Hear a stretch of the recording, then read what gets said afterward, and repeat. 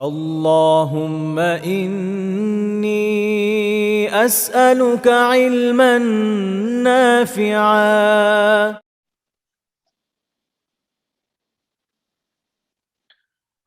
আসসালামু আলাইকুম ওয়া রাহমাতুল্লাহি ওয়া বারাকাতুহু।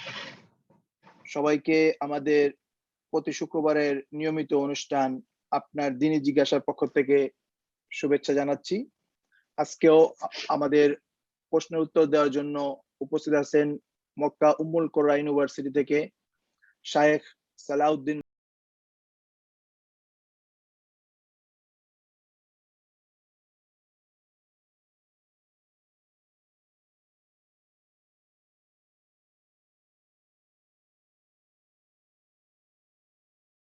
রহমাতুল্লাহ। শায়েখ, ওয়ালাইকুম আসসালাম রহমতুল্লাহি ওয়া বারাকাতুহু। আলহামদুলিল্লাহ ওয়াসসালাতু ওয়াসসালামু আলা রাসূলিল্লাহি ওয়া বা'দ। সম্মানিত দ্বীনি ভাই বোনেরা, মহান আল্লাহ সুবহানাহু ওয়া তাআলার শুকরিয়া জ্ঞাপন করছি যে রব্বুল আলামিন আমাদের সাপ্তাহিক এই প্রোগ্রামে আজকে উপস্থিত হওয়ার তৌফিক দিয়েছেন। আলহামদুলিল্লাহ। আপনারা জানেন আমরা জুমার দিনে আপনার দ্বীনি জিজ্ঞাসা এই অনুষ্ঠানের মাধ্যমে কোরআন এবং সুন্নাহর আলোকে আপনাদের করা প্রশ্নগুলোর উত্তর দিয়ে থাকি। আল্লাহ সুবহানাহু ওয়া তাআলা আমাদের সবার এই খিদমাকে, আপনাদের এই আন্তরিক প্রচেষ্টা আল্লাহ সুবহানাহু ওয়া তাআলা কবুল করুন, আল্লাহুম্মা আমিন। সম্মানিত দ্বীনি ভাই বোনেরা, দ্বীন শেখার খুবই গুরুত্বপূর্ণ একটি মাধ্যম হচ্ছে প্রশ্ন করার মাধ্যমে দ্বীন শেখা। আমরা রাসূল করিম সাল্লাল্লাহু আলাইহি সাল্লামের জীবদ্দশাতেও দেখেছি জিবরিল আমিন একদিন আল্লাহ রাসূল সাল্লাল্লাহু আলাইহি সাল্লামের কাছে আসলেন, মানুষের আকৃতিতে আসলেন। হাদিসে এসছে যে বাইনামা নাহনু কুন্না জুলুসান ইনদা রাসূলিল্লাহ সাল্লাল্লাহু আলাইহি ওয়াসাল্লাম, ওমর ইবনুল খাত্তাব রাদিয়াল্লাহু তাআলা আনহু বলছেন যে আমরা একবার আল্লাহ রাসূল সাল্লাল্লাহু আলাইহি ওয়াসাল্লামের কাছে বসা ছিলাম। ইসতালা আলাইনা রাজুলুন শাদীদু বায়াদিস সিয়াব, এমন সময় একজন ব্যক্তি আগমন করলেন, ধবধবে সাদা পোশাক পরিহিত।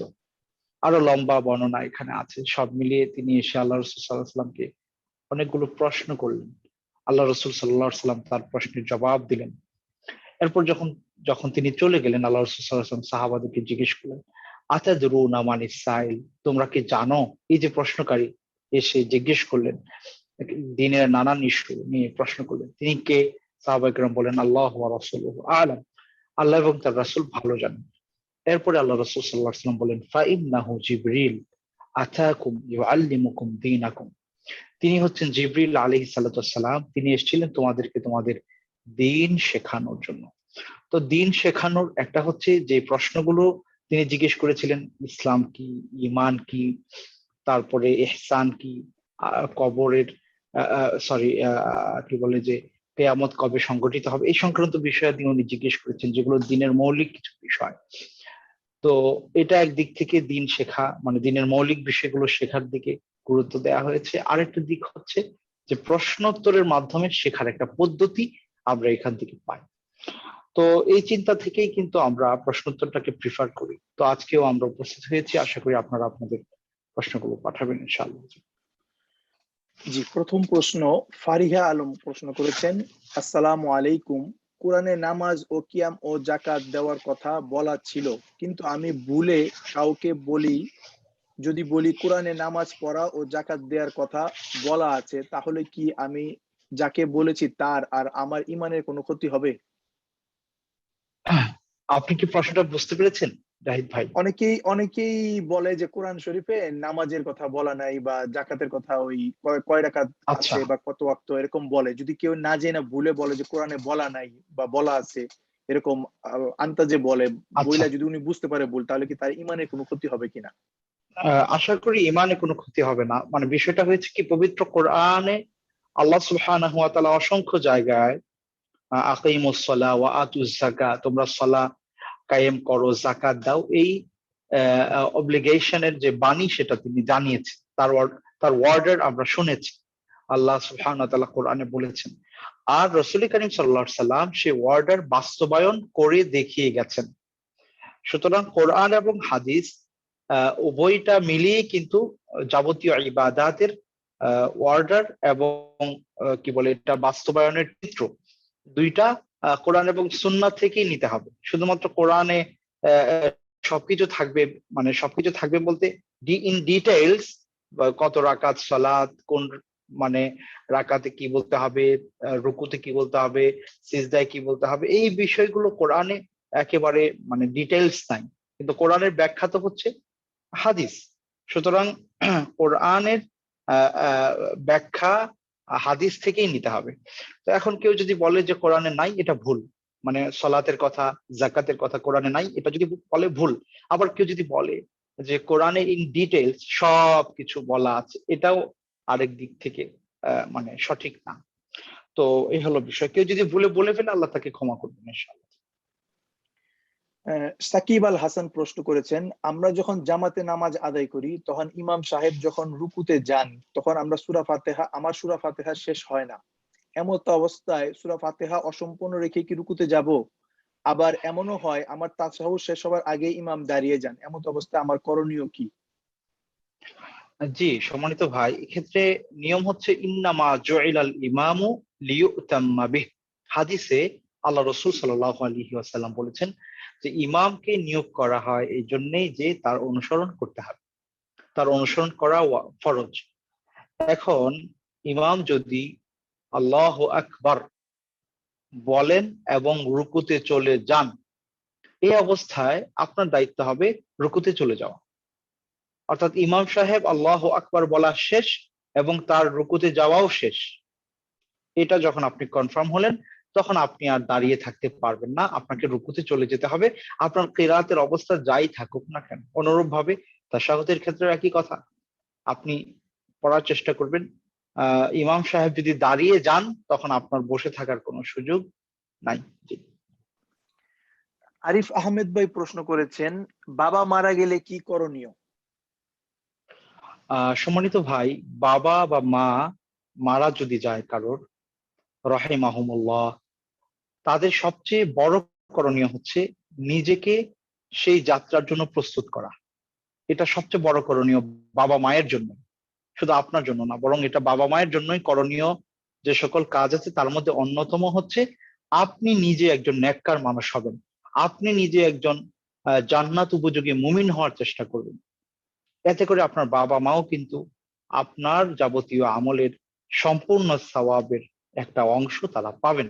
যে কথাটা আল্লাহ সুবহানাহু ওয়া তাআলা পবিত্র কোরআনে এইভাবে বলেছেন, ওয়ানাকতুবু মা কদ্দামু ওয়া আসারহুম, তোমরা যা করছো সেগুলো লেখা হচ্ছে, সেগুলো আমরা লিখছি।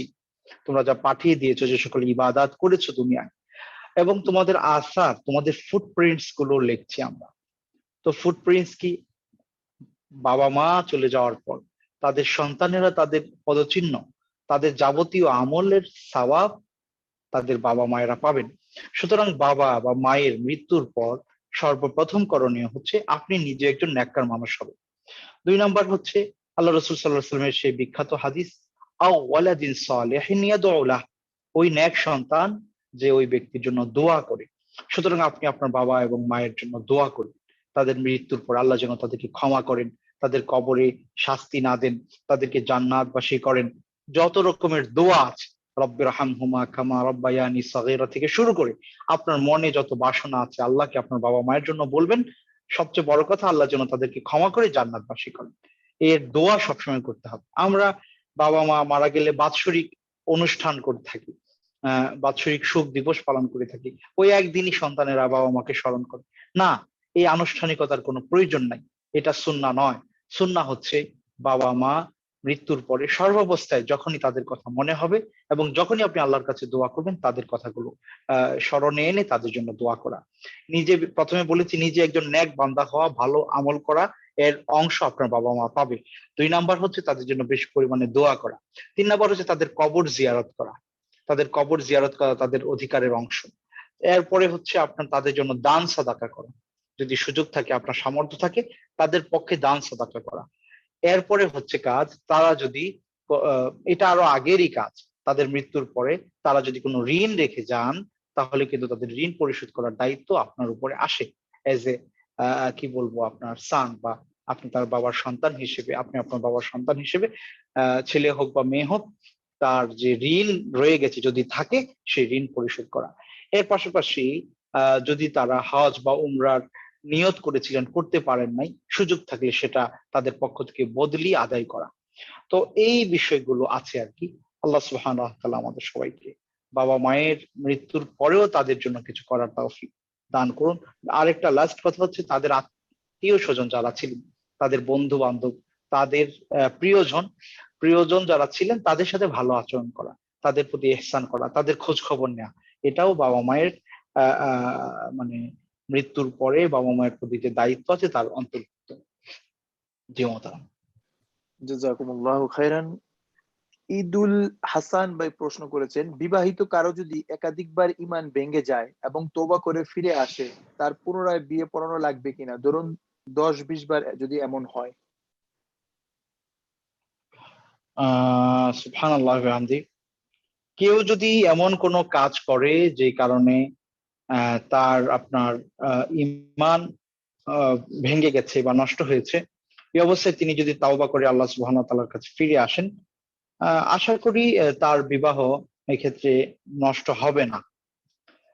কারণ মানে বিষয়টা এরকম যে উনি তো আসলে মুসলিম, হয়তো অজ্ঞতার কারণে বা না জেনে না বুঝে অনেক সময় অনেক ধরনের কথাবার্তা বলেন, সেক্ষেত্রে আশা করি বিবাহ রিনিউ করতে হবে না। কিন্তু কেউ যদি মুরতাদ হয়ে যায়, ইচ্ছে করে দিনের সাথে জেনে বুঝে ইসলাম ও অননা করে ইসলাম ত্যাগ করে বের হয়ে যায়, তাহলে তিনি যখন কাফের হয়ে গেলেন, তখন কিন্তু তার সাথে তার স্ত্রীর সম্পর্ক বিচ্ছেদ হয়ে যাবে।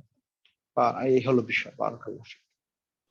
মোহাম্মদ আলাউদ্দিন ভাই প্রশ্ন করেছেন, আমি কি আমার স্ত্রীর ফরজ সিয়াম করতে পারবো? উনি কি জীবিত আছেন না মারা গেছেন? স্ত্রী কি এটা জীবিত লেখেনি আর আছেন কি, না মারা গেছেন? এটা আচ্ছা, লেখেনি, এটা কি? জি, প্রথম কথা হচ্ছে যে যদি স্ত্রী জীবিত থাকেন তাহলে দুইটা অবস্থা। একটা অবস্থা হচ্ছে আহ তিনি রোজা রাখতে পারলেন না, হয়তো কোনো অসুস্থতার কারণে, কোনো অজরের কারণে। এমন যদি হয় যে এমন অসুস্থতা বা এমন অজর যেটা সাময়িক, টেম্পোরারি, হয়তো তার পিরিয়ড হয়েছে বা নিফাসের কারণে রোজা রাখতে পারেন নাই, বা হালকা অসুস্থতা ছিল, হালকা বলতে মানে সাময়িক অসুস্থতা ছিল, টেম্পোরারি একটা সময়, একটা সার্টিন পিরিয়ড, 5 দিন 7 দিন 10 দিন 1 মাস অসুস্থ ছিলেন। তো এবং আশা করা যায় এই অসুস্থতার পর বা এই ওজরের পরে তিনি আবার স্বাভাবিক জীবনে ফিরবেন। ইন দ্যাট কেস কোনো অবস্থাতেই তিনি রোজার ফিদিয়াও দিতে পারবেন না, অন্য কেউ তো রোজা রাখতে পারবেই না, বরং এই অবস্থা যখন স্বাভাবিক হবে তখন তাকেই তার সিয়ামগুলো পালন করতে হবে। দ্বিতীয় অবস্থা হচ্ছে এমন অসুস্থতা লা ইউরজা বুরউহু, যেখান থেকে তিনি সুস্থ জীবনে ফিরবেন এটা আর আশা করা যাচ্ছে না। দুরারোগ্য কোনো ব্যাধিতে তিনি আক্রান্ত হয়েছেন, আশা করা যায় না এটা রিকভারি হবে, অথবা বার্ধক্য অনেক বেশি, বিছানায় পড়ে গেছেন, আশা করা যায় না তিনি আবার স্বাভাবিক জীবনে ফিরবেন। এই অবস্থায় তার পক্ষ থেকে প্রতিদিন একজন মিসকিনকে খাইয়ে দিতে হবে। ফিদিয়াতুন তাআমু মিসকিন, একটা রোজার বদলে একজন মিসকিনকে একবেলা খাইয়ে দিলে তার পক্ষ থেকে রোজার দায়িত্ব আদায় হয়ে যাবে। এ হলো দুইটা অবস্থা। এই দুই অবস্থার কোন অবস্থাতেই স্বামী তার স্ত্রীর পক্ষ থেকে রোজা রাখতে পারবেন না।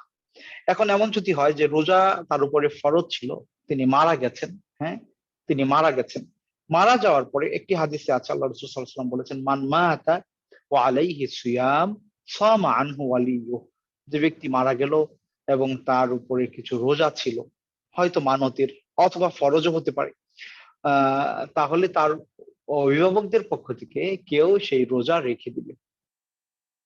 তো যদি তিনি মারা যান এবং তার উপরে রোজা ফরজ থাকে, সেক্ষেত্রে আশা করা যায় যে স্বামী যদি রোজা রেখে দেন আশা করি আদায় হবে ইনশাআল্লাহ। কিন্তু তার জীবদ্দশায় যে দুইটা সূরা বা কি বলে অবস্থা বর্ণনা করলাম, সেটার উপরে আমল করতে হবে। মোহাম্মদ মেহেদী হাসান ভাই প্রশ্ন করেছেন, আসসালামু আলাইকুম ওয়া রাহমাতুল্লাহ। প্রিয় সাহেব, আলেম ওলামাদের ইন্তেকালের মধ্য দিয়েই কি দুনিয়া থেকে ইলম উঠিয়ে নিয়ে দেওয়া হবে? এক্ষেত্রে আমাদের করণীয় কি?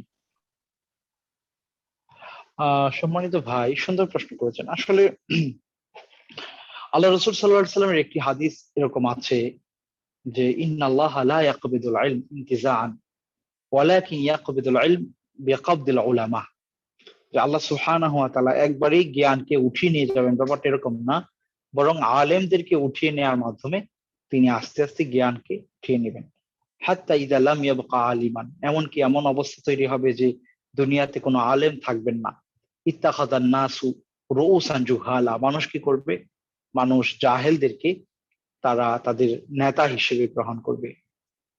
তখন ফাসুইলু, তাদেরকে নানান ব্যাপারে জিজ্ঞেস করা হবে, প্রশ্ন জানতে চাওয়া হবে। ফাফতাউ বিগাইরি ইলমিন, তারা জ্ঞান ছাড়া, ইলম ছাড়া, নলেজেবল না, তারপরেও তারা জ্ঞান বিষয়ক ফতোয়া দিবে, বক্তব্য পেশ করবে। ফাদাল্লু ওয়া আদাল্লু, তারা নিজেরা পথহারা হবে, অন্যদের পথভ্রষ্ট করবে। তো এই হাদিস থেকে বোঝা যায় যে অনেক ক্ষেত্রে আলেমদেরকে উঠিয়ে নেওয়ার মাধ্যমে জ্ঞান উঠিয়ে নেওয়া হবে। তো সেটা কখন? সেটা কি এই যুগে নাকি আরো পরের যুগে? সেটা কি রাসূলের যুগে অথবা রাসূল সাল্লাল্লাহু আলাইহি ওয়াসাল্লামের মৃত্যুর পরে সাহাবাদের যুগে? এই ব্যাপারটা আসলে মুহতামাল, মানে সম্ভাব্য হতে পারে এখন, আবার হতে পারে এই হাদিসটা একেবারে শেষ যুগের অবস্থা, কিয়ামতের পূর্বে, যখন আর কোনো আলেম এইভাবে মানুষ, আলেম ওলামারা দুনিয়া থেকে গত হতে থাকবেন, আর কোনো আলেম অবশিষ্ট থাকবেন না। কিন্তু বর্তমান সময়ে দেখা যায় যে একজন আলেমে দিন মারা যাওয়ার পরেও অসংখ্য দিনদার, জ্ঞান, নলেজেবল আলেমরা কিন্তু দুনিয়ায় আছেন।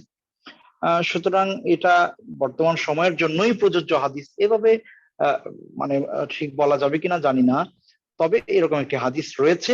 এবং যা বোঝা যায় এটা হচ্ছে দুনিয়ার একেবারে ক্রান্তিকাল যখন আসবে, একেবারে কিয়ামতের আগ মুহূর্তের পরিস্থিতি এরকম হবে যে আল্লাহ সুবহানাহু ওয়া তাআলা মানে কোরআন এবং সুন্নাহর শুধুমাত্র ওই বই পুস্তক থাকবে, কিন্তু মানুষের অন্তরে যে জ্ঞান সেটা বিলুপ্ত হতে থাকবে, ইভেন আলেমরাও চলে যেতে থাকবে। জাযাকুমুল্লাহ খাইরান। মোহাম্মদ হাবিব ভাই ওমান থেকে প্রশ্ন করেছেন, ইমামের পিছনে সূরা ফাতিহা পাঠ করার পর কিছু সময় ইমাম চুপ থাকে, তখন সূরা ফাতিহা পড়া যাবে কিনা, নাকি ইমামের সাথে সাথে পড়বো? কিছু কিছু ইমাম চুপ থাকে না, তখন কি করব? ইমাম সাহেবের পেছনে আপনি যখনই সুযোগ পাবেন সূরাতুল ফাতিহা পড়ে নেবেন, এটা উত্তম। এক্ষেত্রে ইমাম সাহেবের আগেও যদি পড়ে নেন তাতেও সমস্যা নাই, ইমাম সাহেবের সাথে সাথে যদি আপনি পড়েন আশা করি তাতেও সমস্যা নাই, ইমাম সাহেব শেষ করার পরে যদি পজ দেন সেখানে পড়েন তাতেও কোনো সমস্যা নাই। যখনই আপনি সুযোগ পান পড়ে নেবেন। ইকরা বিহা ফি নাফসিক, আবু হুরায়রা রাদিয়াল্লাহু তাআলা আনহু বলেছেন, তুমি নিজে নিজে সেটা পড়ে নাও। কারণ আল্লাহ সুবহানাহু ওয়া তাআলার সাথে বান্দার যে কথোপকথন হয়, হিওয়ার হয়, কনভারসেশন হয় সালাতে, সেটা সূরাতুল ফাতিহার মাধ্যমেই হয়। যখন বান্দা বলে আলহামদুলিল্লাহি রাব্বিল আলামিন, আল্লাহ বলেন হামিদানি আব্দি, আমার বান্দা আমার প্রশংসা করেছে। বান্দা যখন বলে আর রহমানির রহিম, আল্লাহ সুবহানাহু ওয়া তাআলা জবাব দেন মাজ্জাদানি আব্দি, আল্লাহ সুবহানাহু ওয়া তাআলা বলেন আমার বান্দা আমার শ্রেষ্ঠত্বের ঘোষণা দিয়েছে। এইভাবে আল্লাহ সুবহানাহু ওয়া তাআলা বান্দার সাথে হেওয়ার করে। তো কোনো ব্যক্তি যদি সেটা তিলাওয়াত না করে, তাহলে আল্লাহ সুবহানাহু ওয়া তাআলার সাথে তার কনভারসেশনটা হলো না। এটা হলো মূল অবজেক্টিভ সূরা ফাতিহা পাঠের। তো এই জন্য আল্লাহ রাসূল সাল্লাল্লাহু আলাইহি ওয়াসাল্লাম যেহেতু বলেছেন লা তাকরাউ খালফি ইল্লা বিফাতিহাতিল কিতাব, যে আমার পেছনে কোনো কিছু পড়বা না, তবে সূরাতুল ফাতিহা তিলাওয়াত করবা। সুতরাং আপনি যখনই সুযোগ পাবেন ইমামের পেছনে শুধুমাত্র সূরাতুল ফাতিহাটা আদায় করবেন ইনশাআল্লাহ। এক ভাই প্রশ্ন করেছেন, তিনটা বড় বড় প্রশ্ন, আমি একটা একটা করে করছি। যে আমার বাবা মা বর্তমানে ডিভোর্স, এখন আমার প্রশ্ন তিনটি। এক নাম্বার, আমার মাকে আমার বাবার আত্মীয় স্বজনের সাথে আত্মীয় সম্পর্ক রক্ষা করতে হবে কিনা? ওনার বাবা এবং মায়ের মধ্যে সম্পর্ক ডিভোর্স হয়ে গেছে, তালাক হয়ে গেছে, এখন কি মাকে কি বাবার আত্মীয় সাথে সম্পর্ক রাখতে হবে কিনা? না, এই ক্ষেত্রে ওই ওনার শ্বশুর শাশুড়ি বা অন্য যারা আছে তাদের সাথে আত্মীয়তার বন্ধন রক্ষার যে হাদিস সিলাতুর রহিম, এটা সাব্যস্ত তো হয় না। এটা আপনার কি বলে, আত্মীয়তার বন্ধন হচ্ছে দুই রকমের। একটা হচ্ছে সিলাতুর রেহেম, যেটা রক্তের বন্ধন, তো স্বামীর বাড়ির আত্মীয়দের সাথে রক্তের বন্ধন তো কখনো হয় না, তবে এমনিতেই আরেকটা আত্মীয়তা আছে রক্তের বন্ধনের বাহিরেও। হ্যাঁ, তো সেটা যতদিন পর্যন্ত উনি তাদের সাথে সম্পৃক্ত ছিলেন, সেই স্বামীর তিনি ঘরে যতদিন ছিলেন ততদিন তাদের সাথে, বিশেষ করে শ্বশুর শাশুড়ি বা অন্য যারা আছে তাদের সাথে সেটা মেনটেন করার বাধ্যবাধকতা ছিল কিছুটা হলেও। কিন্তু যখন ডিভোর্স হয়ে গেছে তখন আর সেটার সুযোগ নাই। ইভেন উনি ওনার আগের যে শ্বশুর আছেন বা অন্য যারা আছে তাদের দেখাশোনা যদি না করেন, মানে দেখাশোনা করার সুযোগ থাকেও না, বা এটা ওনার জন্য জরুরি নয়। ডিভোর্স হয়ে যাওয়ার পরে এটা ওনার জন্য কখনোই জরুরি নয়। দ্বিতীয় প্রশ্ন আর কি সেম, যে তার বাবার কি তার মার আত্মীয় স্বজনের সাথে সম্পর্ক রাখতে হবে কিনা। একই কথা, একই কথা। জি। না, এখন জরুরি না। বাট এখন তৃতীয় প্রশ্ন তার ক্ষেত্রে। মুসলিম হিসেবে হাই হ্যালো বা খোঁজ খবর যাওয়া তো উচিত, সেটা ভিন্ন এখন কথা। তৃতীয় প্রশ্ন কিন্তু তার ওই যে ক্ষেত্রে, আগের মতো তার আত্মীয়তার কার সাথে বন্ধন সম্পর্ক রক্ষার রাখতে দরকার। হবে, বাবা না মার? উনি মার সাথে থাকেন, উনি অনেক যখন বয়স কম ছিল তখন মারা গেছেন। এখন সে কার আত্মীয়তা রক্ষা করবেন, বাবার না মার? উনি মার সাথে থাকেন আর কি, বাবার সাথে কোনো সম্পর্ক নাই এখন। বাবা কি জীবিত না মৃত? বাবা মারা জীবিত গেছে। আছেন। না, জীবিত আছেন, সম্পর্ক নাই, ডিভোর্স হয়ে গেছেন, কিন্তু উনি মার সাথে থাকেন। এখন তার কি তার আচ্ছা, বাবার আত্মীয় স্বজনের সাথে সম্পর্ক রাখতে হবে, বা হক জি আদায় করতে জি, হবে কি? সুন্দর সুন্দর প্রশ্ন করেছেন। জি, দেখুন এখানে আপনি যেহেতু আপনার বাবা এবং মায়ের সম্পর্ক নষ্ট হয়েছে, দ্যাটস ওকে, বাট তিনি তো আপনার বাবা, আবার তিনি আপনার মা। আপনি যেখানেই থাকেন না কেন, আপনার বাবার সাথে আপনার সম্পর্ক রাখা ফরজ আপনার উপরে। ফরজ, ফরজ, সুন্নত না, ফরজ। অনুরূপ ভাবে আপনার বাবার যে ভাই আছে, আপনার চাচা চাচা, আপনার দাদা, বা যারা আপনার রক্ত সম্পর্কীয় আত্মীয়, সেলাতুর রেহেম যাদেরকে বলা হয়, তাদের সবার সাথে সম্পর্ক বজায় রাখা আপনার উপরে ফরজ। অনুরূপ ভাবে আপনার মা, আপনার মায়ের বাবা মা, বা ভাই বোন যারা আছে, তাদের সাথেও আপনার সম্পর্ক মেনটেন করা আপনার উপরে ফরজ। সুতরাং আপনার মা এবং বাবার ডিভোর্স হওয়ার কারণে মায়ের আত্মীয় স্বজনের সাথে বাবা সম্পর্ক রাখা জরুরি না, আবার বাবার আত্মীয় স্বজনের সাথে মায়ের সম্পর্ক রাখা জরুরি না। বাট আপনি যেহেতু তাদের সন্তান, সুতরাং তাদের ডিভোর্স হোক বা না হোক, যে অবস্থাতেই থাকেন, আপনি যেখানেই থাকেন, আপনি কিন্তু উভয় দিকের রক্ত সম্পর্কীয় আত্মীয়দের সাথে যোগাযোগ মেনটেন আপনার উপরে করা ফরজ, করতেই হবে এবং সেটা রক্ষা করতে হবে। আল্লাহ আপনাকে তৌফিক দিন। আল্লাহ। যে উনি দোয়া চেয়েছেন, উনি খুব অভাব অনটন এবং বিভিন্ন মানসিক চাপের মধ্যে দিয়ে গেছেন। ওনার বয়স বর্তমানে 21 এবং একটা প্রথম সারির বিশ্ববিদ্যালয়ে একটা ভালো সাবজেক্টে লেখাপড়া করতেছেন। আপনার কাছে দোয়া চেয়েছেন উনি আর কি। اللهم بارك له فيما رزقته وسهل الله اموره يا اكرم الاكرم. মোহাম্মদ হক ভুইয়া ভাই প্রশ্ন করেছেন, আসসালামু আলাইকুম সম্মানিত শাহেক, দাড়ি এক মুঠো রাখা উত্তম নাকি ছেড়ে দেওয়া উত্তম, জানাবেন? ছেড়ে দেয়াই উত্তম। আল্লাহ রাসূল সাল্লাল্লাহু আলাইহি ওয়াসাল্লাম ছেড়ে দেওয়ার কথা বলেছেন, সুতরাং ছেড়ে দেয়া উত্তম। ইবনে ওমর রাদিয়াল্লাহু তাআলা থেকে একটি বর্ণনা আছে, এক মুষ্টির পরে তিনি কেটেছেন। যদিও এই বর্ণনা সহিহ না বলে অনেকে মন্তব্য করেন। তো এই জন্য ছেড়ে দেয়া উত্তম, এতে কোনো সন্দেহ নাই। আল্লাহ রাসূল সাল্লাল্লাহু আলাইহি ওয়াসাল্লাম বলেছেন, ওয়াফুল্লুহা ওয়ারজুল্লুহা, তোমরা দাড়িকে ছেড়ে দাও, দাড়িকে লম্বা করো। জি। জি। আরিফ আহমেদ ভাই প্রশ্ন করেছেন, কবর জিয়ারত করার ব্যাপারে অনেক ওলামায়ে কেরাম ভিন্ন ভিন্ন মত দিয়েছেন, বিষয়টি বললে খুব উপকৃত হতাম। কবর জিয়ারতের ব্যাপারে ভিন্ন ভিন্ন মত বলতে কি বোঝাতে চেয়েছেন, স্পেসিফিক করে প্রশ্নটা করলে ভালো হতো। আল্লাহ রাসূল সাল্লাল্লাহু আলাইহি ওয়াসাল্লাম এক সময় কবর জিয়ারত করতে নিষেধ করেছেন। এরপর তিনি বলছেন যে নাহাইতুকুম আন জিয়ারাতিল কুবুরি ফাজুরুহা, আমি তোমাদেরকে কবর জিয়ারত করতে নিষেধ করেছিলাম, কিন্তু তোমরা তা এখন থেকে তোমরা কি করো, কবর জিয়ারত করো। তো এখানে নাহি এর পরে অর্ডার আসছে, অর্থাৎ এটা ইবাহা বা বৈধতার ফায়দা দেয় উসুলের পরিভাষায়। আল্লাহ রসুল সাল্লাল্লাহু সাল্লাম আগে নিষেধ করেছিলেন, এরপরে করতে বলেছেন। সুতরাং কোনো কিছু যদি নিষেধ থাকে, এরপরে যদি করতে বলা হয়, সেটা বৈধতার হুকুম রাখে। তো সুতরাং কবর জিয়ারত করা বৈধ, সুন্নাহ একটি আমল। আল্লাহ রসুল সাল্লাল্লাহু আলাইহি ওয়াসাল্লাম নিয়মিত কবর জিয়ারত করতেন, বাক্যের গোরস্থানে জিয়ারত করতেন। তো সেক্ষেত্রে কবর জিয়ারত ভালো কেন? আল্লাহ রসুল সাল্লাল্লাহু আলাইহি ওয়াসাল্লাম বলেছেন, ফাইন্নাহা তুযাক্কিরুল মাউত, এটা তোমাদেরকে মৃত্যুর কথা স্মরণ করিয়ে দেয়। সুতরাং কবর জিয়ারত করা সুন্নাহ, আপনি যদি করেন সওয়াব হবে, না করলে গুনাহ হবে না। আর সুন্নাহ পদ্ধতি হচ্ছে, সেখানে আপনি যাবেন, গিয়ে বলবেন, আসসালামু আলাইকুম আহলাদ দিয়ার মিনাল মুমিনিনা ওয়াল মুসলিমিন আনতুম সালাফুনা ওয়া নাহনু বিল আসার আসআলুল্লাহ লানা ওয়া লাকুমুল আফিয়া, অথবা এই ধরনের কাছাকাছি অর্থে আরো কিছু এদিক সেদিক করে শব্দের বাক্যের একটু পরিবর্তন করে দোয়া, যেটা আল্লাহ রাসূল সাল্লাল্লাহু আলাইহি ওয়াসাল্লাম শিখিয়েছেন, সেই দোয়াটা কবর জিয়ারতে গিয়ে পাঠ করবেন। ব্যাস, এতটুকুই আপনার কবর জিয়ারতের দায়িত্ব। কিন্তু আমাদের দেশে অনেকে আছেন, সেখানে গিয়ে তিলাওয়াত করেন, নির্দিষ্ট কিছু সূরা পাঠ করেন, যেগুলো হাদিস দ্বারা প্রমাণিত হয় না। জি। তাহমিনা ইয়াসমিন প্রশ্ন করেছেন, ছেলের বিয়ের বয়স হলে বাবা বিয়ে করাতে রাজি না, তাহলে মা কি দায়িত্ব নিয়ে বিয়ে দিতে পারবে? দেখুন সম্মানিত ভাই, ছেলের বিয়ের বয়স হলে তার বাবা কেন বিয়ে দিবে? বিয়ে তো তার নিজের দায়িত্ব। আল্লাহ ইসলাম এটাই মানুষদেরকে শিখিয়েছে যে সে যখন প্রাপ্তবয়স্ক হবে, ম্যাচিউরড হবে, তখন বিবাহের মানে দায়িত্বটা ছেলের উপরে, ছেলের বাবার উপরে ছেলের বিয়ের দায়িত্ব থাকে না। মেয়েদের ক্ষেত্রে মেয়েদেরকে বিয়ে দেওয়ার দায়িত্ব তাদের বাবাদের উপরে থাকে। ঠিক আছে? তো এই জন্যে আল্লাহ রাসূল সাল্লাল্লাহু আলাইহি ওয়াসাল্লাম বলেছেন, ইয়া মা'আশারাশ শাবাব মান ইসতাতা'a মিনকুমুল বাআতা ফালিয়াতাযাওয়াজ। হে যুবকেরা, তোমাদের মধ্য থেকে যাদের সামর্থ্য আছে বিয়ে করার, তোমরা বিয়ে করে নাও। এখানে যুবকদেরকে অ্যাড্রেস করে কথা বলা হয়েছে। তো আর কোরআনে বাবাদেরকে বলা হচ্ছে ওয়া আনকিহুল আয়ামা মিনকুম। ওয়া আনকিহু, ইনকাহ মানে তোমরা বিয়ে দাও। যে সকল মেয়েরা তোমাদের অধীনে রয়েছে এদেরকে তোমরা বিয়ে দাও। তো মেয়েদেরকে বাবা বিয়ে দেওয়ার দায়িত্ব রাখেন, বাট ছেলেদের বিয়ের দায়িত্ব বাবা নিবেন এটা ইসলাম বলে নাই। হ্যাঁ, বাবা যদি ইহসান করে ভালো কথা। দায়িত্ব হচ্ছে ছেলে নিজে নিজের সামর্থ্য দেখবে যে তার কি বিয়ে করার মতো যোগ্যতা আছে কিনা। সেটা ফিজিক্যাল হতে পারে, সেটা ফাইন্যান্সিয়ালি হতে পারে।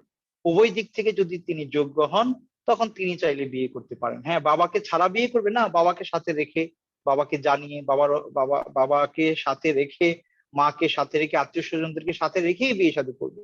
কিন্তু এই যে আমাদের সমাজে একটা অবস্থা চালু আছে যে বাবা আমাকে বিয়ে করা কেন, বাবা আপনাকে বিয়ে করাবে কেন? বাবা পয়সা খরচ করতে বাধ্য নন আপনার বিয়েতে, বরং আপনি নিজে উপার্জন করে বিয়ের জন্য টাকা পয়সা, মোহর সহ আনুষঙ্গিক যে দায়িত্ব আছে সেগুলো আপনি রেডি করেন। এরপরে আপনার বাবাকে বলেন যে বাবা আমি বিয়ে করতে চাচ্ছি বা যাচ্ছি। তো এইভাবে আপনারা আগাবেন। তারপরেও যদি বাবা বলে যে না আমি এখন চাচ্ছি না, তুমি বিয়ে করো, তারপরেও যদি ছেলে বিয়ে করে ফেলে কোনো অসুবিধা নেই। ইসলামী শরিয়া তাকে বারণ করে নাই, নিষেধ করে নাই, কারণ এটা তার নিজের ঈমান রক্ষা, তার নিজের কি বলে যে দিন রক্ষার বিষয় এখানে জড়িত আছে। সুতরাং এই অবস্থায় কেউ যদি সামর্থ্যবান হয় সে তার মাকে সাথে রেখে বিয়ে করে ফেলে, কোনো অসুবিধা নাই ইনশাআল্লাহ তাআলা। এমডি হাবিব ভাই নাইমুদ্দিন ভাই প্রশ্ন করেছেন, আসসালামু আলাইকুম সাহেব, 4 রাকাত বিশিষ্ট নামাজে প্রথম ও তৃতীয় রাকাতে সিজদা থেকে উঠে বসার বিধান সম্পর্কে জানতে চাই। 4 রাকাত বিশিষ্ট সালাতে প্রথম এবং তৃতীয় প্রথম রাকাতের রাকাতে পরে এবং সিজদা তৃতীয় থেকে রাকাতে। উঠে মানে জেলসাতুল ইস্তেরাহ যেটাকে বলা হয়, প্রশান্তির বসা, এটা আমাদের হানাফি ফিকহে নাই। কিন্তু রসুল করিম সাল্লাল্লাহু আলাইহি সাল্লামের এই মর্মে হাদিস রয়েছে, আমল রয়েছে। আল্লাহ রসুল সাল্লাল্লাহু আলাইহি সাল্লাম প্রথম রাকাত শেষ করে একটু বসে তারপরে উঠে দ্বিতীয় রাকাতের জন্য দাঁড়াতেন। আবার তৃতীয় রাকাত শেষ করে একটু বসে আবার তিনি উঠে চতুর্থ রাকাতের জন্য দাঁড়াতেন। এটি আল্লাহ রসুল সাল্লাল্লাহু আলাইহি সাল্লামের একটি সুন্নাহ ছিল। শেষের দিকের সুন্নাহটা এমন ছিল। তো এই জন্য অনেকে বলেন, যারা ব্যাখ্যা করেন যে আল্লাহ রসুল সাল্লাল্লাহু আলাইহি ওয়াসাল্লাম যখন বয়স একটু বেশি হয়ে গিয়েছিল তখন তিনি এমনটা করেছেন। তো এটা একটা ব্যাখ্যা। সব মিলিয়ে কথা হচ্ছে যে কেউ যদি জেলসাতুল ইস্তেরাহা যেটা আছে এটা করতে চায়, হ্যাঁ, জেলসাতুল ইস্তেরাহ যেটা আছে এটা যদি কেউ করতে চায় কোনো অসুবিধা নাই, এটা জায়েজ আছে, আল্লাহ রসুল সাল্লাল্লাহু আলাইহি ওয়াসাল্লাম করেছেন। সুতরাং প্রথম রাকাতের পরে দ্বিতীয় রাকাতের জন্য ওঠার আগে কেউ যদি একটু বসে নিয়ে উঠতে চায় কোনো অসুবিধা নেই। অনুরূপ ভাবে তৃতীয় রাকাতের পরে চতুর্থ রাকাতের জন্য দাঁড়ানোর আগে কেউ যদি একটু বসে, হ্যাঁ, সেক্ষেত্রে কোনো অসুবিধা নেই ইনশাআল্লাহ। এনামুল হক ভাই প্রশ্ন করেছেন, প্রিয় শায়েখ, ফজর নামাজের ফরজ আদায় করতে দেরি হয়ে যায়, তাহলে কি সুন্নত 2 রাকাত আদায় করা জরুরি? দেরি হয়ে যায় বলতে কি সূর্য উঠে যায় এরকম? নামাজ হয়তো মসজিদে যায়, নামাজ শুরু হয়ে গেছে, জামাত শুরু হয়ে গেছে বা ওয়াক্ত শেষ হয়ে যাচ্ছে সেই মুহূর্তে। যদি এমন হয় যে ওয়াক্ত একেবারে শেষ হয়ে যাচ্ছে, আপনার 2 রাকাত সালাত আদায়ের বেশি যদি আপনি আদায় করতে যান তাহলে ওয়াক্ত চলে যাবে। লাইক আপনি ফজরে উঠতে দেরি করলেন, ঘুম থেকে উঠে দেখলেন আর মাত্র 10 মিনিট সময় আছে, আপনি ওযু করে এসে দেখলেন আর মাত্র 5 মিনিট সময় আছে। এখন আপনি চিন্তা করলেন আমি যদি সুন্নাহ পড়ি তাহলে ওয়াক্ত শেষ হয়ে যাবে, এবং সেটা স্বাভাবিক। সেক্ষেত্রে অবশ্যই আপনি ফরজ আদায় করবেন। ওয়াক্তের ভেতরে আপনাকে ফরজ আদায় করতে হবে, এরপরে আপনি সুন্নাহ পড়তে পারবেন ইনশাআল্লাহ। কুয়েত থেকে আমাদের এক বড় ভাই আপনাকে শুকরিয়া আদায় করছেন যে আপনি খুব সুন্দর করে উত্তর দিচ্ছেন এবং টু দা পয়েন্টে দিচ্ছেন, এজন্য শুকরিয়া আদায় করছেন, আমরাও তার শুকরিয়া আদায় করছি। বারাকাল্লাহু ফীহি ওয়া জাযাকুল্লাহু খায়রা। আল্লাহ আমাদের সবার কর্ম প্রচেষ্টাকে কবুল করুন। প্রিয় ভাই, আপনাকে অনেক ধন্যবাদ। হাবিব ভাই প্রশ্ন করেছেন, মোহতারাম, আমাদের কিছু শায়েখগণ বলেন বিতরের নামাজ 1 রাকাত পড়ার কথা, আবার কিছু শায়েখগণ 3 রাকাত পড়ার কথা বলেন। আমি মাঝে মাঝে 1 রাকাতও পড়ি, 3 রাকাতও পড়ি, কোনটা সঠিক? দুইটাই সঠিক সম্মানিত ভাই, দুইটাই সঠিক। কেউ যদি সলাতুল উইতর 1 রাকাত পড়ে তাতেও কোনো অসুবিধা নাই, কেউ যদি সলাতুল উইতর 3 রাকাত পড়ে তাতেও কোনো অসুবিধা নাই, কেউ যদি 5 রাকাত, 7 রাকাত, 9 রাকাত, 11 রাকাত পর্যন্ত পড়ে তাতেও কোনো সমস্যা নাই। এই ব্যাপারে প্রশস্ততা রয়েছে। তবে রাসূল করিম সাল্লাল্লাহু আলাইহি সাল্লাম কখনোই একেবারে আগে, মানে ভিতরের আগে কোন রকমের সলা আদায় না করে শুধু 1 রাকাত পড়েছেন, এমনটা হাদিস দ্বারা সাব্যস্ত হয় না। আগে তিনি 2 রাকাত 2 রাকাত 2 রাকাত করে পড়তেন। পড়তে পড়তে এক পর্যায়ে গিয়ে যেমন 10 রাকাত পড়লেন, 2 রাকাত 2 রাকাত 2 রাকাত 2 রাকাত করে 10 রাকাত পড়লেন, এরপরে তিনি 1 রাকাত পড়ে ভিতর করলেন, এমনটা হয়েছে। এবং তিনি বলেছেন আল উইত্রু রাকাতুন মিন আখিরিল লাইল, ভিতর হচ্ছে শেষ রাতে পড়া 1 রাকাত সালাত। তো উনি আগে 2 2 2 2 করে পড়ে এরপর 1 রাকাত ভিতর পড়তেন। এখন কেউ যদি এভাবে তাহাজ্জুদের সাথে শেষে 1 রাকাত ভিতর পড়ে, সুন্নাহ সম্মত আমল, কোনো অসুবিধা নেই। এখন কেউ তাহাজ্জুদে উঠবে না, শুরুর রাতেই ভিতর পড়তে চান, সেক্ষেত্রে 1 রাকাত পড়বেন না 3 রাকাত পড়বেন। উত্তম হচ্ছে 3 রাকাত পড়া। 3 রাকাত পড়া হয় তিনি একসাথে 3 রাকাত পড়বেন, অথবা 2 রাকাত আগে আদায় করে তারপরে 1 রাকাত পড়বেন, তাতেও কোনো অসুবিধা নাই। কিন্তু ঈশার পরে, সুন্নাহ আদায়ের পরে শুধুমাত্র 1 রাকাত যদি কেউ আদায় করে তাহলে ভিতর হবে, কোনো অসুবিধা নেই। কিন্তু উত্তম হচ্ছে এর আগে 2 রাকাত আদায় করে নেওয়া অথবা 3 রাকাত ভিতর আদায় করা, উত্তম, আফদল। জি। মোহাম্মদ মেহেদী হাসান ভাই প্রশ্ন করেছেন, আসসালামু আলাইকুম ওয়া রাহমাতুল্লাহি ওয়া বারাকাতু। সুপ্রিয় শায়েখ, মহান আল্লাহ সুবহানাহু ওয়া তাআলার কাছে যখন আমরা কিছু চাইবো, মানে দোয়া করব, তখন এই দোয়া কিভাবে করতে হবে? দেখুন, আল্লাহ সুবহানাহু ওয়া তাআলার কাছে আপনার প্রয়োজন যখন আপনি চাবেন, তার কিছু আদাব রয়েছে। প্রথম আদাব হচ্ছে আল্লাহ সুবহানাহু ওয়া তাআলার শুকরিয়া জ্ঞাপন করা, তার প্রশংসা জ্ঞাপন করা, এবং তিনি যে আপনাকে অসংখ্য নেয়ামতে ডুবিয়ে রেখেছেন এটার মানে স্বীকৃতি দিয়ে আল্লাহ সুবহানাহু ওয়া তাআলার শুকরিয়া জ্ঞাপন করা। আমরা যখন একটা অ্যাপ্লিকেশন লিখি, দরখাস্ত লিখি কোনো একজন প্রধান নির্বাহীর বরাবর, সেক্ষেত্রে আমরা তার গুণকীর্তন করি শুরুর দিকে। এরপরে আস্তে আস্তে আমার যে বিষয়টা সেটা আমি পেশ করি। অনুরূপভাবে আল্লাহ সুবহানাহু ওয়া তাআলা সূরাতুল ফাতিহাতে আমাদেরকে কিভাবে শিখিয়েছেন দেখেন।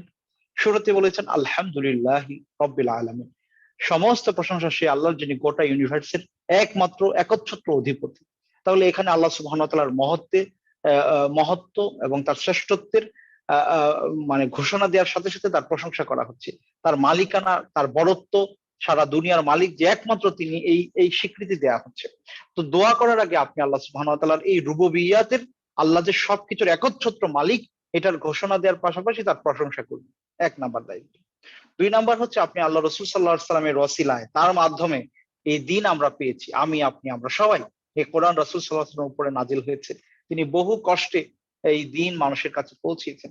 সুতরাং তার উপরে সালাত পাঠ করা, আল্লাহুম্মা সাল্লি আলা মুহাম্মদ ওয়া আলা আলি মুহাম্মদ, এই আল্লাহ রাসূল সাল্লাল্লাহু আলাইহি ওয়াসাল্লামের উপরে সালাত পাঠ করলো দ্বিতীয় কাজ। তাহলে প্রথম কাজ হলো কি?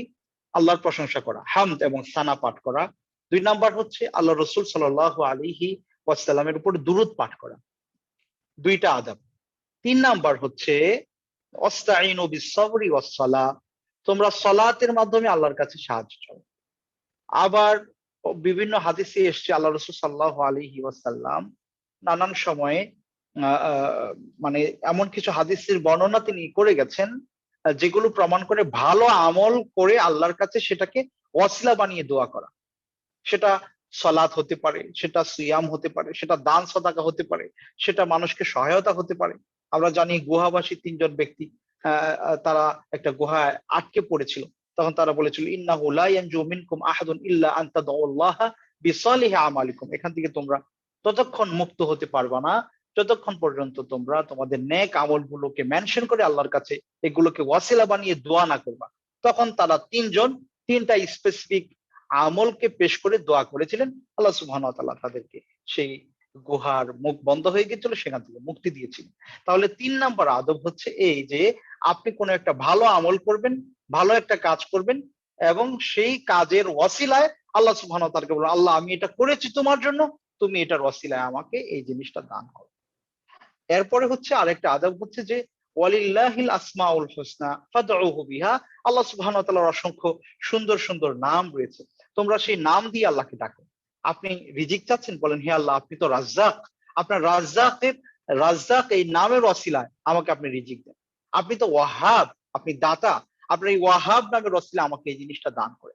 এভাবে আল্লাহ সুবহানাহু ওয়া তাআলাকে তার গুণাবলীর কথা মেনশন করে তার কাছে চাওয়া, এটা আরেকটা আদব। তো এই হলো বিষয়। এবং নিজে আল্লাহ সুবহানাহু ওয়া তাআলার কাছে অনেক বেশি নমনীয় হওয়া, গুনাহ থেকে বিরত থাকা। অনেক সময় মানুষ গুনাহের কারণে, পাপের কারণে তার রিজিক থেকে বঞ্চিত হয়। তাছাড়া মানে একটি দোয়া আছে যে আল্লাহ রাসূল সাল্লাল্লাহু আলাইহি ওয়াসাল্লাম বলেছেন যে ইসমুল আযম, আল্লাহ সুবহানাহু ওয়া তাআলার সুমহান নামকে মেনশন করে, যেটা একটু আগেও বলেছি। আল ইসমুল আযমের একটি দোয়া আছে, আল্লাহুম্মা ইন্না নাসআলুকা বিসমিকাল আযম, এভাবে একটা দোয়া আছে, আল আহাদুস সামাদ আল্লাযী লাম ইয়ালিদ ওয়া লাম ইউলাদ ওয়া লাম ইয়াকুল লাহু কুফুয়ান আহাদ। এই যে বিভিন্ন বর্ণনায় বিভিন্ন রকমের বর্ণনাগুলো আছে, এই দোয়াগুলো পাঠ করে আল্লাহ সুবহানাহু ওয়া তাআলার কাছে চাওয়া, এটি হাদিস দ্বারা প্রমাণিত। জি। জাযাকুমুল্লাহ খাইরান। গোলাম মুক্তাদির ভাই প্রশ্ন করেছেন, সুন্নত নামাজ না পড়লে কি গুনাহ হবে?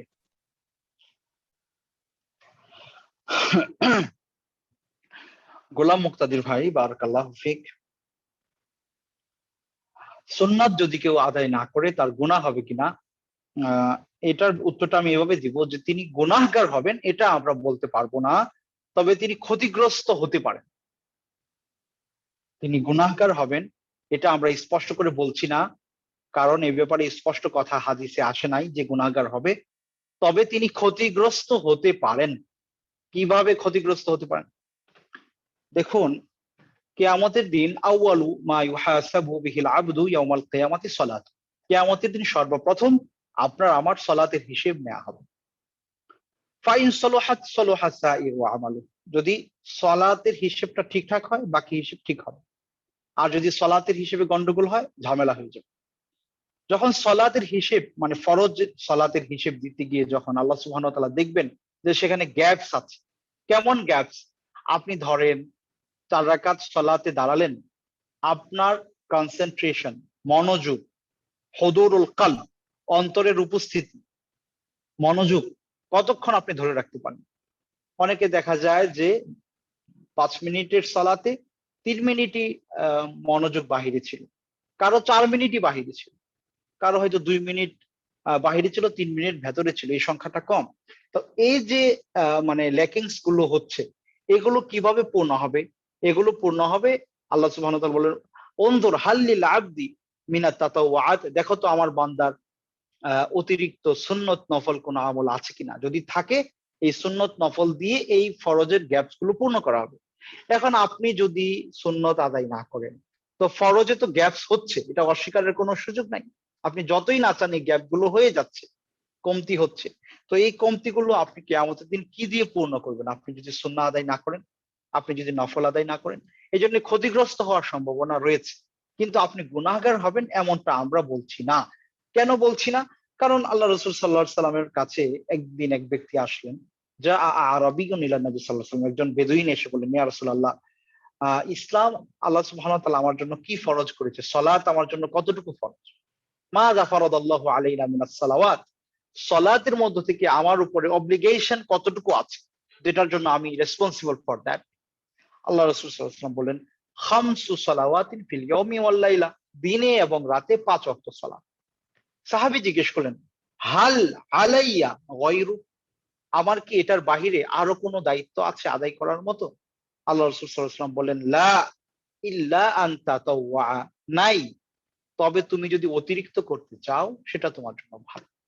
তো এই হাদিসে সুন্নাহ সহ ফরজের বাহিরে যত সালাত আছে সবকিছুকে তাতাওয়া বা অতিরিক্ত বলে মেনশন করা হয়েছে। এই হাদিস প্রমাণ করে যে কোনো ব্যক্তি যদি সুন্নাহ আদায় না করে, আল্লাহ সুবহানাহু ওয়া তাআলা এটার জন্য তাকে কাঠগড়ায় দাঁড় করাবেন না, এবং তিনি ছেড়ে দিলে গুনাহগার হবেন এটা আমরা বলতে পারছি না। তবে কেউ যদি অবহেলা করে সুন্নাহকে, তাহলে তো ঈমানই থাকবে না। কিন্তু কেউ যদি অলসতা করে বা ব্যস্ততার কারণে না পড়ে তাহলে তিনি গুনাহগার হবেন এমনটা বলছি না, তবে এভাবে সব সময় সুন্নাত ছেড়ে দিলে তিনি ক্ষতিগ্রস্ত হবেন, যেমনটা আমরা একটু আগে বলেছি ফরজের গ্যাপস গুলো সুন্নাত দিয়ে পূর্ণ হবে।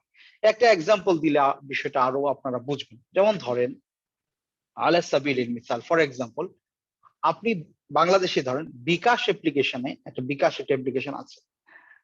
বিকাশ অ্যাপ্লিকেশনের মাধ্যমে আপনি কি করবেন, বিদ্যুৎ বিল পে করতে যাচ্ছেন, আপনার 5,000 টাকা বিদ্যুৎ বিল আসছে। এখন আপনি চেক করে দেখলেন আপনার ব্যালেন্স আছে 4,999 টাকা।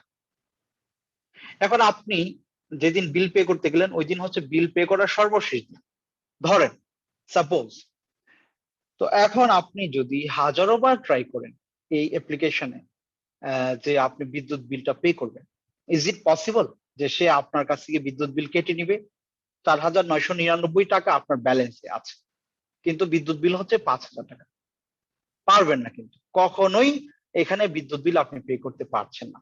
তার মানে কি আসলে? মানে অনেক কিছু, তার মধ্যে এটাও একটা যে এই 1 টাকার জন্য আপনার 4,999 টাকা মূল্যহীন, তাই নয় কি? 1 টাকা যদি থাকতো এখানে ব্যালেন্সে তাহলে আপনি বিদ্যুৎ বিল দিতে পারছেন, এখন না দিলে আপনার জরিমানা আসছে, পেনাল্টি আসতেছে আপনার বিরুদ্ধে, আপনি দিতে পারছেন না। যতক্ষণ পর্যন্ত এই 1 টাকা পূর্ণ না করবেন আপনি আপনার বিদ্যুৎ বিল কিন্তু তারা নিবে না। তাহলে বোঝা গেল এই 1 টাকার কারণে 4,999 টাকা মূল্যহীন হয়ে গেল। তাহলে 1 টাকার ভ্যালুটা কত বেশি। কিয়ামতের দিন আপনার সালাতের যখন হিসেব নেওয়া হবে, দেখা গেল অল্প একটু কয়েক রাকাত সুন্নতের জন্য এই গ্যাপসটা পূর্ণ হচ্ছে না, তখন এই অল্প একটুর জন্য কিন্তু আপনার হিসেব গন্ডগোল হয়ে গেল। তাহলে এই সুন্নতের জন্য দেখা যাবে আপনি এই সুন্নতটা যদি থাকতো আপনার পাল্লা ভারী হইত, এই সুন্নত নাই হালকা হয়ে গেছে, আপনি ক্ষতিগ্রস্ত হয়ে গেলেন। তাহলে কেমন যেন এই সুন্নতের কারণেই এই ছোট্ট সুন্নত গুলো, এই যে নফল গুলো, এই সুন্নত গুলো যদি মানে এই সুন্নত গুলো না থাকার কারণে আপনার বিশাল গোটা জীবনের ফরজটাই কেমন যেন অকেজ হয়ে যাচ্ছে, এমনটাও হতে পারে। এই জন্য সেফ জোন হচ্ছে সুন্নাহ আদায় করা। আল্লাহ আমাদের সবাইকে তৌফিক দান করুন, আল্লাহুম্মা আমিন। তারেক আজিজ ভাই প্রশ্ন করেছেন, কবর আর মাজারের মধ্যে পার্থক্য কি, আর কবর কি পাকাভাবে বাঁধা যাবে বা ফুল দিয়ে ভরা যাবে? জি, কবর তো কবর আমরা চিনি, মাজার বলতে মাজার শব্দের অর্থ হচ্ছে জিয়ারতের জায়গা। তো কবরটা তো জিয়ারতের জায়গা, এই ক্ষেত্রে কবরকে মাজার বলা, যদিও এটা ইসলামের পরিভাষা না, তবে পরবর্তীতে এটা মানে অনেকে বিশেষ করে সুফিরা তারা এটা ব্যবহার করেছে। মাজার মানে জিয়ারতের জায়গা, কবর তো অবশ্যই জিয়ারতের জায়গা, এতে সন্দেহ নাই, কিন্তু ইসলামী শরিয়া কবরকে মাজার বলে নামকরণ করা হয়। যেমন তিনটা মসজিদ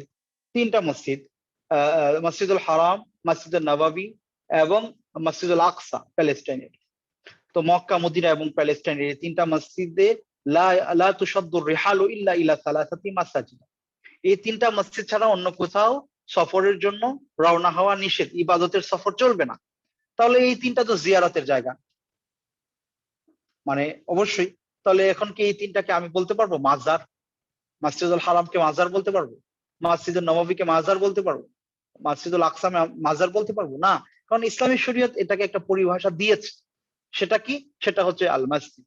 সুতরাং এখানে আমার আল মসজিদি বা মসজিদ বলতে হবে আমাকে। অনুরূপভাবে মাকবারা বা কবর, মাকবারা মানে গোরস্থান, কবর তো কবরই আমরা জানি। তো সুতরাং কবরকে আল্লাহ রাসূল সাল্লাল্লাহু আলাইহি সাল্লাম কবরই বলেছে। সুতরাং আমাদের কবর বলাই উচিত, মাজার বলা উচিত না, কারণ এই পরিভাষাটা আল্লাহ রাসূল সাল্লাল্লাহু আলাইহি সাল্লাম আমাদেরকে শেখান নাই। আচ্ছা, এখন কবরকে কি পাকা করা যাবে কিনা এই ব্যাপারে নিষেধাজ্ঞা আছে। নাহা রাসূলুল্লাহ সাল্লাল্লাহু আলাইহি ওয়াসাল্লাম আই ইউজাসসাসাল কবর ওয়া আই ইউকআদা আলাই ওয়া আই ইউবনা আলাই। আল্লাহ রাসূল সাল্লাল্লাহু আলাইহি ওয়াসাল্লাম কবরকে চুনকাম করতে, এটাকে বাধাই করতে নিষেধ করেছেন, এটার উপরে বসতে নিষেধ করেছেন, এটার উপরে কোনো ধরনের আপনার কি বলে স্মৃতিস্তম্ভ বিনির্মাণ করতে নিষেধ করেছেন। সুস্পষ্ট নিষেধাজ্ঞা এ ব্যাপারে আছে, কবরকে কবরের মধ্যে রাখতে হবে। জি,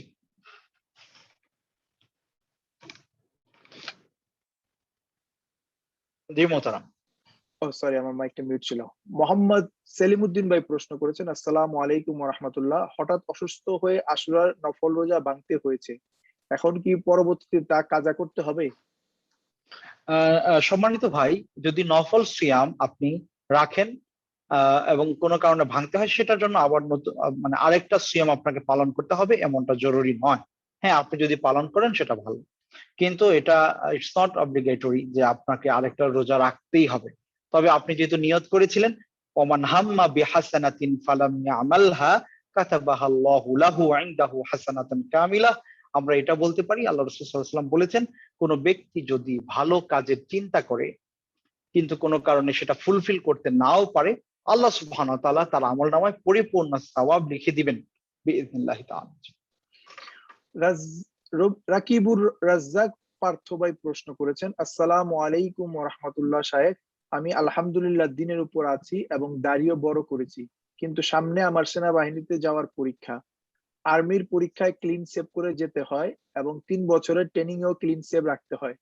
চাকরিতে কমিশন পেলে সিনিয়র অফিসারের অনুমতি নিয়ে দাড়ি রাখতে হয়। আমার আর্মি অফিসার হওয়ার জন্য দাড়ি কাটা জায়েজ হবে কি? আর এর জন্য আমি গুনাহগার হব কি? আমি মাজবুর ক্লিন শেভ ছাড়া পরীক্ষা নিবে না, এটাই তাদের নিয়ম। সম্মানিত ভাই, দেখুন, এখানে বিষয়টা হয়েছে কি, প্রথম কথা হচ্ছে যে আপনার হালাল উপার্জনের জন্য প্রচেষ্টা চালানো আপনার উপরে ফরজ। আপনি দেশের কোনো একটা ফিল্ডে চাকরি করতে আপনি বাধ্য নন, সেটা যে কোনো ফিল্ডে হোক না কেন। ইসলামী শরিয়া আপনাকে বাধ্য করেন, সরি ইসলামী শরিয়া বলছি না, মানে আপনি তো যে কোনো ধরনের হালাল ব্যবসা বাণিজ্য হতে পারে বা চাকরি বাকরি হতে পারে, যেখানে আপনি মোটামুটি ইসলাম প্র্যাকটিস করে সেটা চালিয়ে নিতে পারেন, এরকম কোন চাকরি অথবা ব্যবসার খোঁজ আপনি করতে পারেন, এটার সুযোগ আপনার রয়েছে। সুতরাং আপনি তো বাধ্য নন যে আপনাকে ওই ফিল্ডে চাকরি করতেই হবে। আপনি যেহেতু বাধ্য নন, সুতরাং আপনি যদি দাড়ি শেভ করেন এবং সেখানে চাকরি নেন, আপনার চাকরি বৈধ হবে ইনশাআল্লাহ, স্যালারিও বৈধ হবে। কিন্তু এই যে আপনি দাড়ি শেভ করলেন, এটার জন্য অবশ্যই আপনি গুনাহগার হবেন, এতে কোনো সন্দেহ নাই যে আপনি গুনাহগার হবেন।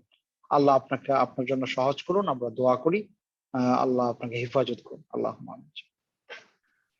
নুসাইবা রহমান প্রশ্ন করেছেন, আসসালামু আলাইকুম ওয়া রাহমাতুল্লাহ, মোহতারাম, গোসল করার পরে বাথরুমে কাপড় ধোয়ার সময় বিসমিল্লাহ বললে কি গুনাহ হবে?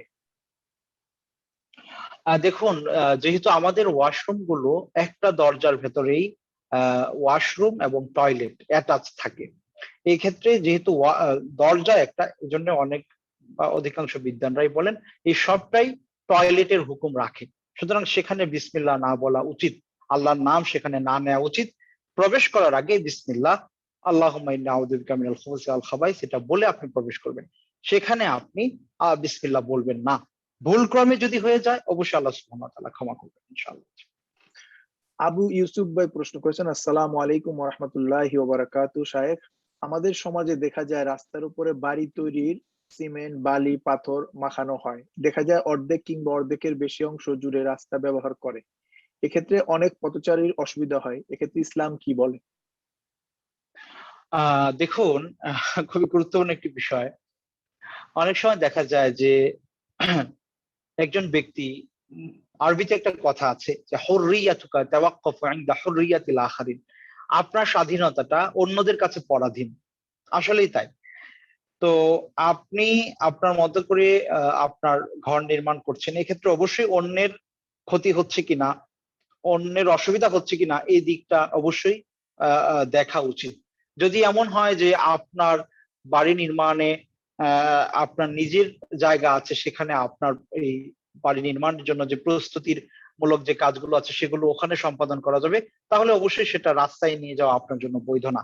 কিন্তু যদি এমন হয় রাস্তার সাথে আপনার বাড়ি এবং পুরা জায়গাটা জুড়ে আপনি বিল্ডিং করছেন, শহরে যেটা দেখা যায় বা মফস্বলে, তো সেক্ষেত্রে যদি কেউ রাস্তায় সেটা করে, এখন এটা ছাড়া তো আসলে ওনার উপায় নেই।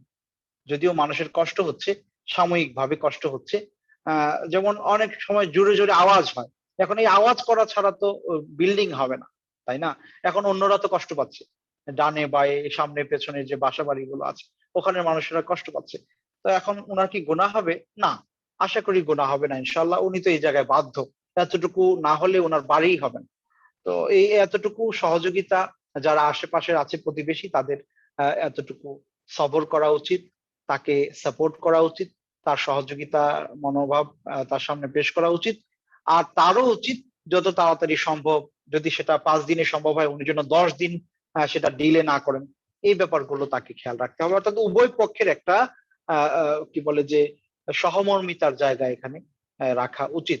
তবে তিনি গুনাহগার হবেন রাস্তায় করার কারণে, অন্যের কষ্ট হচ্ছে এজন্য, এমনটা আমরা বলছি না, যেহেতু তিনি ওই জায়গায় না করে মানে অন্য কোথাও নিয়ে সেটা করতেও পারছেন না, তিনি অনেকটা বাধ্য। এই কারণে আশা করি তিনি গুনাহগার হবেন না ইনশাআল্লাহ। সালাতুত তাসবিহ নামাজ সুন্নত নাকি নফল? আমি সুন্নত বলে পড়ি, কেউ কেউ বলে নফল। দেখুন সম্মানিত ভাই, সলাতুত তাসবিহের ব্যাপারে হাদিস আছে। অধিকাংশ মুহাদ্দিসিনগণ এটিকে দুর্বল বলেছেন, অনেকে আবার হাসান পর্যায়ের বলেছেন। যাই হোক, সব মিলে আমল করা যেতে পারে, অসুবিধা নাই। ফরজের বাহিরে যত রকমের সলা আছে সবকিছুকেই এক পক্ষের উলামায়ে কেরাম নফল বা অতিরিক্ত বলেন। সেক্ষেত্রে সুন্নতটাও এটার অধীনে হতে পারে। এটা একটা পরিভাষা কিছু উলামায়ে কেরামের কাছে। আবার কিছু উলামায়ে কেরাম এভাবে বলেছেন যে সুন্নত, এরপরে ফরজ, এরপরে ওয়াজিব, এরপরে সুন্নত, এরপরে নফল, এরপরে মুস্তাহাব। তো এটা উলামাদের একটা পরিভাষা।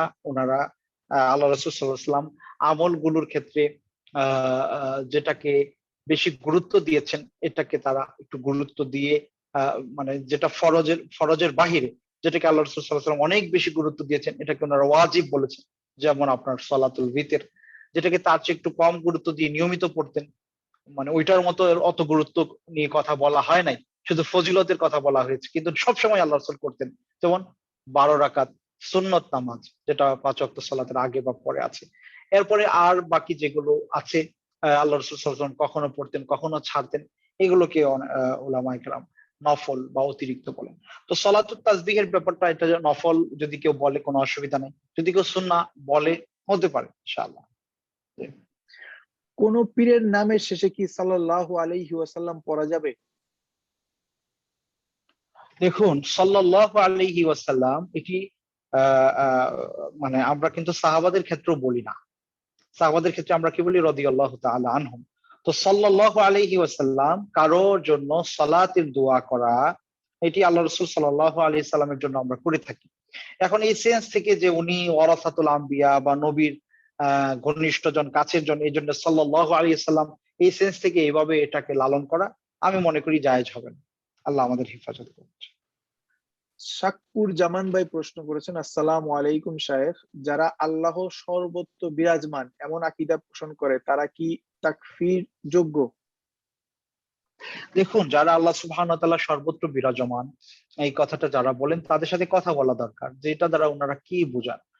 ওনারা যদি বলেন যে আল্লাহ সুবহানাহু ওয়া তাআলা কোরআনে বলেছেন ওয়া হুয়া মাআকুম আইনামা কুনতুম, তোমরা যেখানেই থাকো না কেন আল্লাহ সুবহানাহু ওয়া তাআলা তোমাদের সাথে আছেন। তো যেহেতু আল্লাহ বলেছেন আমাদের সাথে আছেন, সুতরাং আমরা মনে করি আল্লাহ আমাদের সাথে আছেন।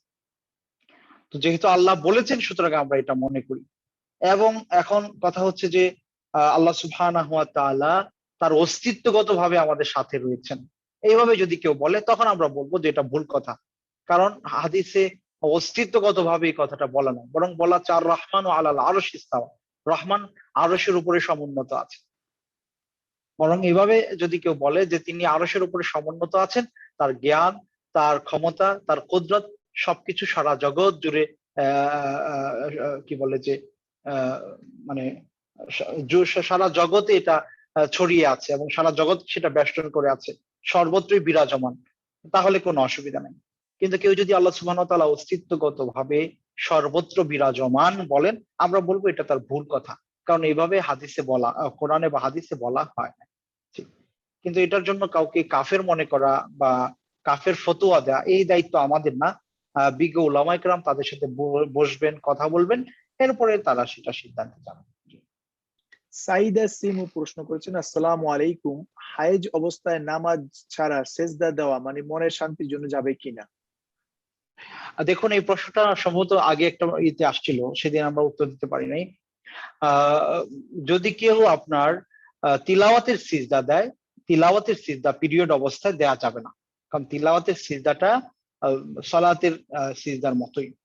কিন্তু কেউ যদি এমনিতেই শুকরিয়ার সিজদা আদায় করতে চায়, এমনি কোনো একটা ভালো সুসংবাদ পেয়ে সিজদা করছে, সেটা কোন ওলামায়ে কেরাম বলেছেন যে করা যাবে যে কোনো অবস্থায়। এক্ষেত্রে তারা সেটা করতে পারবেন বলে এক পক্ষের ওলামাদের বক্তব্য রয়েছে। জি। ওনার আরেকটা প্রশ্ন, আপনারা অনলাইনে যখন কোনো কিছুর জন্য দোয়া করেন, আমরা শুনে সাথে যদি আমিন বলি তাহলে কি আমরা শরীক হব?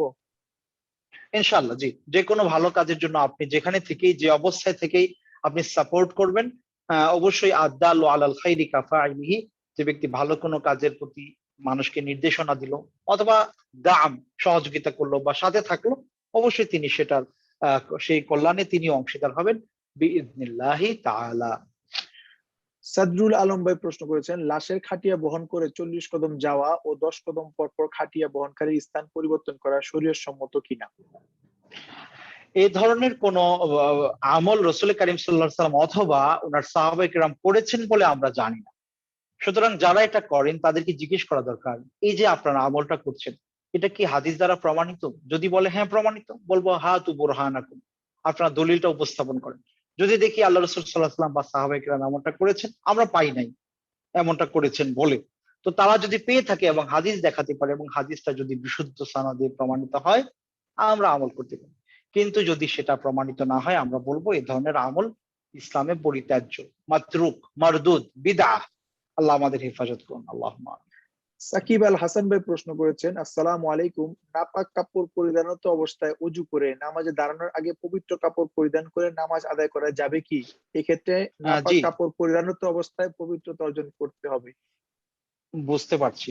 সম্মানিত ভাই, নাপাকিটা যদি এমন হয় যে সেটা তরল কোনো নাপাকি, হ্যাঁ, তরল কোনো নাপাকি, লাইক প্রস্রাব লেগেছে কোথাও, লেগে আছে, ভিজা এখনো, মাবলুল, ভেজা অবস্থায়, এটা পরিধান করে অজু করলে আহ, আহ, আহ, আপনার ওই জায়গাটা তো নাপাক থেকে গেলে ওই জায়গাটা ধুইতে হবে অজুর পরে, বা মানে ওই অংশটুকু ধুইতে হবে। আচ্ছা, আর যদি এমন হয় যে না, শুকনা হয়ে গেছে, কাপড়টা শুকিয়ে গেছে, সেটা পরিধান করে আপনি অজু করলেন এবং সেখান থেকে নাপাকি ছড়ানোর কোনো সুযোগ নাই, তাহলে কোনো অসুবিধা নেই, আপনার অজু অবশ্যই হবে এবং আপনি কাপড় চেঞ্জ করে সালাত আদায় করতে পারবেন, তাতেও কোনো অসুবিধা হবে না ইনশাআল্লাহ তাআলা। অথবা কেউ যদি এরকম কোনো কাপড় পরিধান করে যেটার মধ্যে নাপাকি আছে এবং ওনার ভিজা, সেটা সেটা পরিধান করে অজু তিনি করলেন, করার পরে অজু হয়ে যাবে ইনশাআল্লাহ, কিন্তু ওই অংশটুকু যেখানে তার নাপাকি আছে কাপড়ে এবং সেখান থেকে শরীরে লেগেছে, সেটা অবশ্যই ধুয়ে নিতে হবে। জি, ইনশাআল্লাহ। আবু ইউসুফ ভাই প্রশ্ন করেছেন, আসসালামু আলাইকুম ওয়া রাহমাতুল্লাহি ওয়া বারাকাতুহু, শায়েখ আমি ভারত থেকে। শায়েখ, সাধারণ মানুষের জন্য আরবি ভাষা শেখা কতটা জরুরি আর কিভাবে আমরা শিখতে পারি? দেখুন, আসলে আরবি ভাষা শেখা, আলেম ওলামা যারা আছেন তারা মানুষকে দ্বীনের বাণী শোনান, ফিকহি মাসালাগুলো তাদের সামনে উপস্থাপন করেন, তাদের জন্য আরবি ভাষা শেখা ফরজ, কারণ এটা ফরদু কিফায়া। ইযা কামা বিহিল বাদু সাকাতা আনিল বাকিন, কিছু সংখ্যক মানুষ যখন করবে তখন বাকিরা এটার গুনাহ থেকে মুক্ত হয়ে যাবে। তো আলেমুল আমাদের জন্য এটা ফরজ। কোন একজন আলেম আরবি না জেনে ফতোয়া দিবে, এটা তার জন্য বৈধ নয়। অন্যান্য মানুষদের জন্য আরবি ভাষা শিক্ষা করা, আমরা বলতে পারি ভালো কাজ, সওয়াবের কাজ। কারণ কেন সওয়াবের কাজ? কারণ এটার মাধ্যমে তিনি কোরআন বুঝতে পারেন, হাদিস বুঝতে পারেন, জ্ঞান অর্জন হচ্ছে।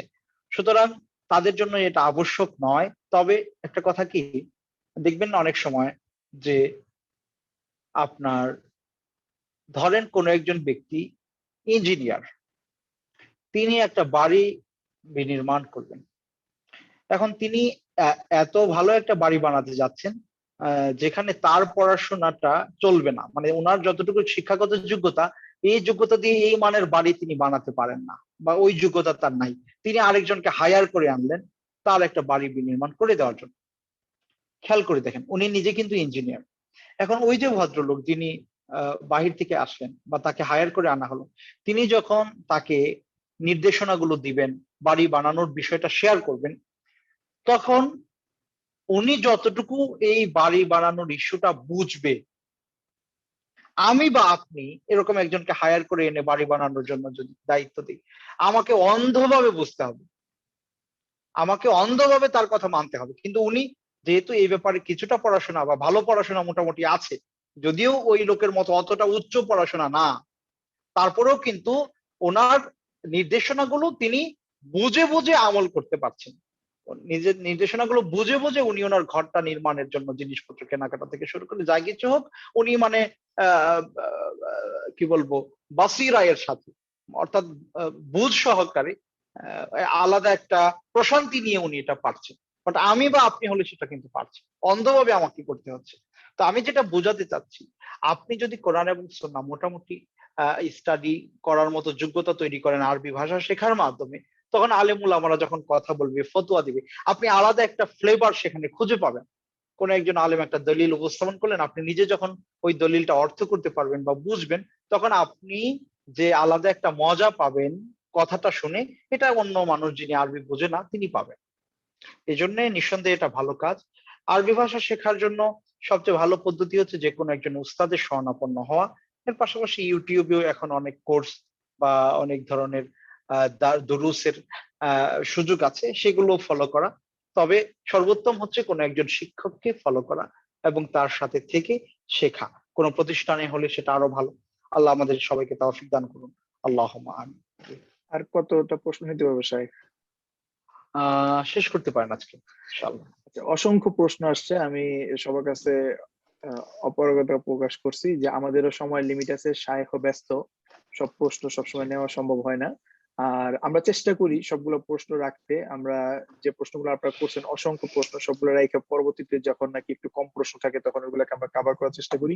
এবং আমি চেষ্টা করবো শাইখের সাথে কথা বলে, শাইখের ব্যস্ততা কখনো কম থাকলে ওইগুলা নিয়ে ভয়েস রেকর্ড দিয়ে আমি ওই আমাদের গ্রুপে যেগুলো আছে ওইগুলো আমরা দেওয়ার চেষ্টা করবো ইনশাআল্লাহ। আগামীকালকে শনিবার দিন রাত্রে 9টায়, বাংলাদেশ সময় রাত 9টায় আমাদের আকীদার দার্স আছে। দার্স শেষে আমাদের পূর্ব ঘোষিত পরীক্ষা অনুষ্ঠিত হবে ইনশাআল্লাহ।